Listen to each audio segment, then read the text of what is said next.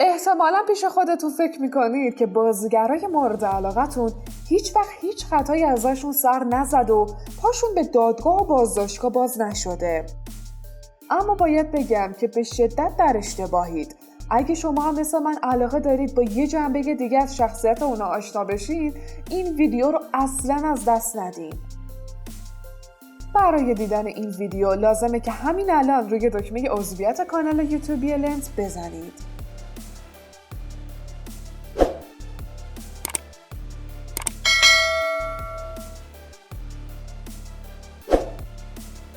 شماره 1: مراد یلدریم، کنان امیرزالی اغلو و رضا کجا اغلو.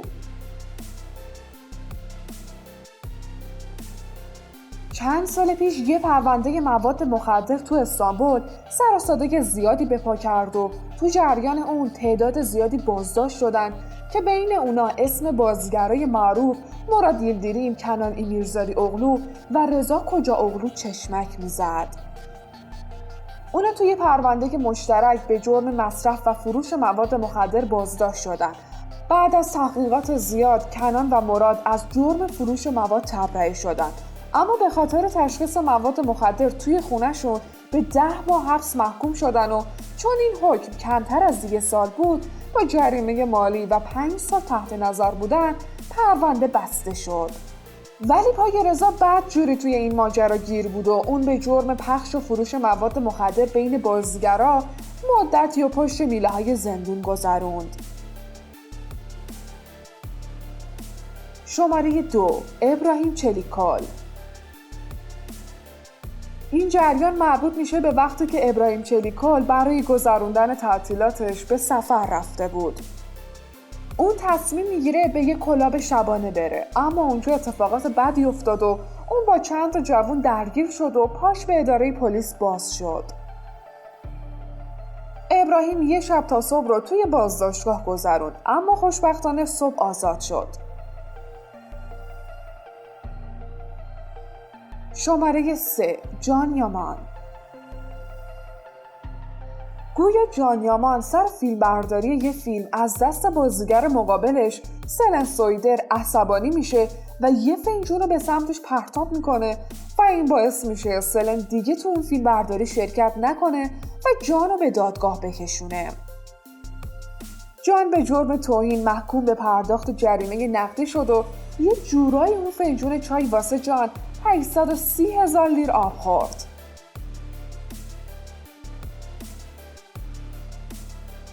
شماره 4: کیوانچ تاتلیتوف. واقعا میتونم بگم از هر کسی انتظار خلاف داشتم به جز کیوانچ.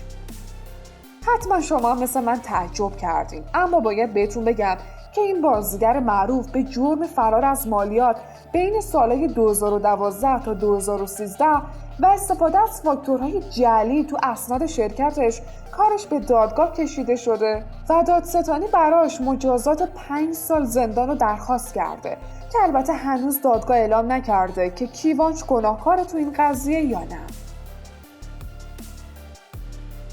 شماره 5: چاغاتای اولسوی و گیزم کاراجا. بعد از مراد، کنان و رضا، حالا براتون از چاغاتای و گیزم بگم که توی پرونده جنجالی که چند سال هنوز تکلیفش معلوم نشده به جرم خرید و فروش مواد مخدر بازداشت شدن و گیزم و چاغاتای به 10 ماه حبس محکوم شدن که فعلا اجرای حکمشون به تعویق افتاده.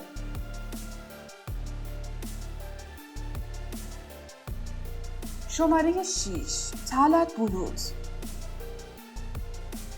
قضیه برای طلعت بولوت از اونجایی شروع شد که دستیار لباس 19 سالشون تو سریال سیب ممنوعه اونو متهم به تجاوز کرد و ازش شکایت کرد و این بازیگر رو به دادگاه کشوند. بعد از سر و صدای زیاد این پرونده یه بازیگر دیگه هم مدعی شد 19 سال پیش هم طلعت مرتکب همین جرم شده، اما اون موقع خانم بازیگر ترجیح داده سکوت کنه. طلعت بولوت همه این ادعاها رو رد کرد و در آخرم این شکایت‌ها به دلیل نبود مدارک کافی به جایی نرسید. شماره 7: دنیس چاکر. دنیز و دوستاش تصمیم گرفتن برای جشن تولد دنیز به یک کافه برن. اما چه رفتنی؟ رفتن همانا و توی دردسر افتادن همانا. دنیز اونجا به چند تا زن محجبه توهین میکنه که جای شما اینجا نیست و باید به ایران و عربستان برید. این حرفا براش کلی دردسر درست کردن، چون اون خانومه ازش شکایت کردن و تقاضا کردن که اون به حبس محکوم شه. اما خب قضیه ختم به خیر شد و دادگاه اونو تبرئه کرد. البته این اولین باری نیست که پای دنیز به دادگاه باز شده.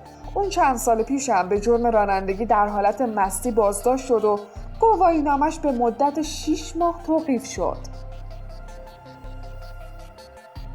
شماره 8. فیضا جیولک. این دیگه جرمش خیلی باحاله. گاز گرفتن دست مأمور پلیس. جالبه بدونید که یه پلیس از فیضا به خاطر گاز گرفتن دست شکایت کرده و انگار جریان از این قرار بوده که پلیس ماشین فیضا و دوستش رو برای کنترل الکل نگه می‌داره. اما با مقاومت اونا مواجه میشه و بینشون درگیری اتفاق میفته و فیضا از روی عصبانیت دست پلیس رو گاز میگیره و بیسیمش رو میشکنه. پلیس هم ازش شکایت میکنه و از دادگاه برای فیضا و دوستش درخواست 10 سال حبس میکنه، اما در نهایت دادگاه اونا رو تبرئه کرد. شماره 9. سرن سرنگیل. این خانم همه فن حریف که هم بازیگره، هم مجری و هم خواننده، توی یکی از برنامه‌های جنجالیش حرفای بوداری در رابطه با خیانت گولبن ارگن به همسرش گفت و این باعث شد محکوم به 3 روز زندان بشه. شماره 10. زحل اولجای. اولجای تابستون سال 2016 در حین اجرای آواز موسوم به رها کردم دنیا رو در منطقه کادیکوی استانبول اشعاری همنوا با آهنگ علیه رجب طیب اردوغان خوند که بعد از اون دادستان این شهر با تنظیم کیفرخواستی از دادگاه خواستار 56 تا 140 ماه حبس برای اولجای به اتهام توهین به رئیس جمهوری شد. در نهایت این دادگاه اولجای رو به اتهام توهین به رئیس جمهوری به 10 ماه حبس محکوم کرد. شماره 11. اورهان شمشک. اورهان توی یه اقدام هولناک پدر خودش رو به قتل رسوند. این قتل توی منزل پدری اورهان اتفاق افتاد. اورهان بعد از اینکه پدرش رو به قتل رسوند فوری خودش رو به پلیس معرفی کرد. توی بازجویی‌های اولیه معلوم شد که اختلاف شدید بین این دو دلیل قتل بوده. پدر اورهان همیشه از اون انتقاد می‌کرد و با اورهان بدرفتار بوده تا اینکه یه روز اورهان به سیم آخر میزنه. شماره 12. ارکان پتکایا. ارکان که قبلا خیلی مشروب می‌خورده، حالا هم با شکایت یکی از مشتریاش روبرو شده که ارکان توی رستورانش مشروبات الکلی میفروشه و با تحقیقات پلیس مشخص شد که بله، ارکان بدون داشتن مجوز اقدام به این کار کرده. البته این بار اول ارکان نیست که درگیر شکایت بازی و دادگاه میشه.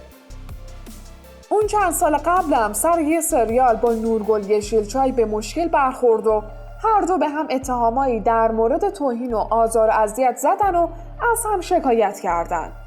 اونا همو به دادگاه کشوندن، اما در آخر شکایتشون رو از هم پس گرفتن و قضیه به خیر و خوشی تموم شد.